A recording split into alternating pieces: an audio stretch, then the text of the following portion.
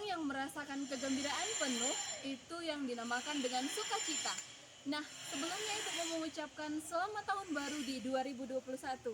Jadi dengan semangat itu, dengan semangat tahun baru, kamu juga merasakan semangat sukacita yang baru untuk memulai pembelajaran kita di pertemuan yang pertama di semester kedua ini. Dan sekarang silahkan simak video pembelajaran kita berikut ini. Masuknya Islam ke Nusantara itu banyak sekali pro dan kontra ataupun banyak sekali teori-teori. Bukan banyak sih, ada beberapa teori-teori. Nah, sebelum lebih jauh kita mempelajari teori-teori apa saja yang ada yang menyatakan bahwa Islam itu datang ke Indonesia, bukan berasal dari Indonesia. Tapi kita harus mengetahui apa tujuan pembelajaran kita.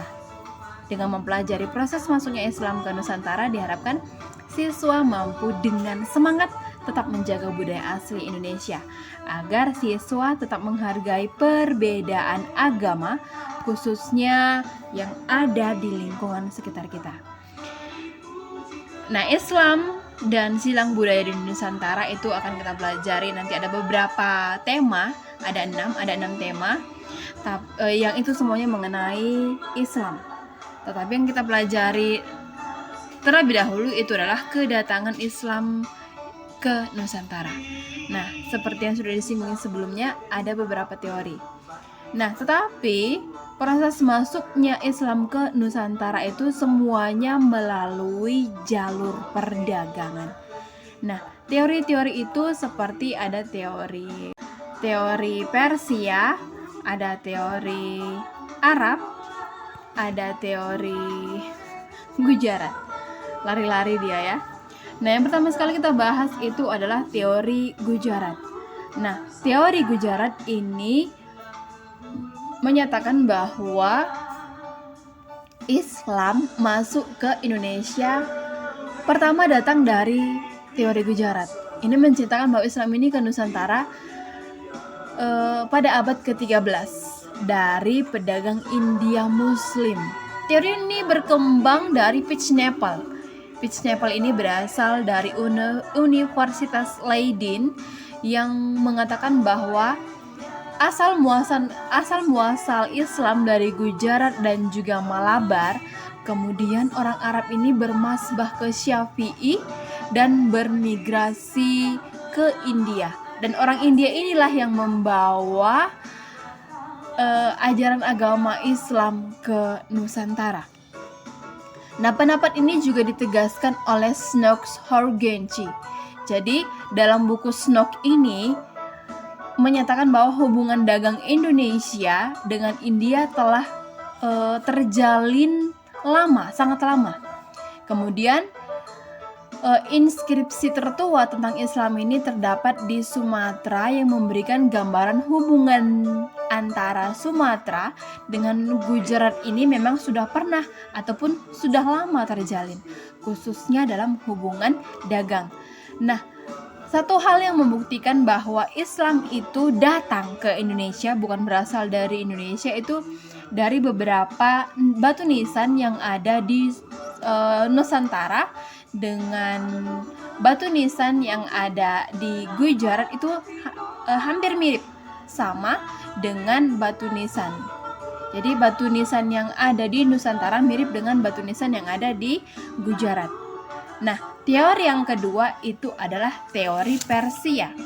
Nah, teori Persia ini menyatakan bahwa masuknya Islam ke Nusantara itu kalau teori ini dicetuskan oleh Husain Jazadiningrat. Jadi dijelaskan bahwa Islam itu masuk ke Indonesia itu berasal dari Persia, terus singgah di Gujarat pada abad ke-13. Hal ini terbukti dari kebudayaan Indonesia yang memiliki persamaan dengan budaya Persia. Nah, budaya seperti apa? Budaya seperti contohnya budaya salam-salaman dengan orang yang paling tua. Misalnya ada tetua kita, itu langsung disalam, dicium tangannya. Itu merupakan budaya yang berasal dari Persia. Ataupun hari-hari besar yang ada di Persia, itu sama dengan hari-hari besar Muslim yang ada di Indonesia. Misalnya ada hari besar Muhammad pokoknya hari-hari besar Islam lah yang ada di Indonesia itu sama dengan hari-hari besar yang ada di daerah Persia. Nah, teori yang ketiga itu adalah teori yang berasal dari Arab ataupun dikatakan sebagai Mekah. Nah, teori ini pertama kali itu dicetuskan oleh Hamka ataupun Buya Hamka. Ada yang kenal dengan Buya Hamka? Ganteng ya? Mirip dengan siapa? Kalau aku sih jelas bukan. Nah, pasalnya ataupun menurut Hamka ini, bangsa Arab pertama kali datang ke Indonesia membawa agama Islam dan diikuti Persia dan juga Gujarat. Nah, adapun disebutkan masuknya Islam itu terjadi sebelum abad ke-13 Masehi, yakni ke-7 Masehi ataupun abad pertama Hijriah. Nah, teori Mekah ini juga menyatakan bahwa Mesir dan Mekah merupakan pemberi pengaruh mazhab Syafi'i terbesar waktu itu. Nah, kerajaan pertama Islam yang ada di Indonesia itu bernama Samudra Pasai. Jadi kerajaan ini yang juga membuktikan bahwa Islam itu datang ke Nusantara. Nah, raja-raja Samudra Pasai itu sebenarnya diberi gelar Al-Malik ataupun Malik Al. Nah, jadi kalau misalnya ada gelar-gelar yang berasal dari Malik Al, berarti itu semuanya berasal dari nama Arab. Nah, Arab tersebut juga melakukan pernikahan dengan penduduk lokal sehingga agama Islam ini semakin menyebar di Nusantara. Nah, selain berdagang, Arab ini juga ataupun orang Mekah ini ataupun orang Arab ini datang sekalian melakukan pernikahan. Kalau misalnya sudah melakukan pernikahan, maka terjalinlah yang namanya hubungan kekeluargaan antara orang Arab ataupun orang Mekah dengan orang di Indonesia. Jadi kalau misalnya kamu menikah dengan orang Islam, kamu juga pasti menganut agama Islam. Nah, kamu mungkin mengikut agama Islam. Kalau sudah mengikut agama Islam, anak-anakmu juga pasti menganut agama Islam. Jadi pada saat itu kalau orang yang berpengaruh, kalau orang yang punya pengaruh pasti mengajak orang untuk menganut agama Islam. Nah, seperti itulah 3 teori yang menyatakan bahwa Islam itu masuk ataupun datang ke Nusantara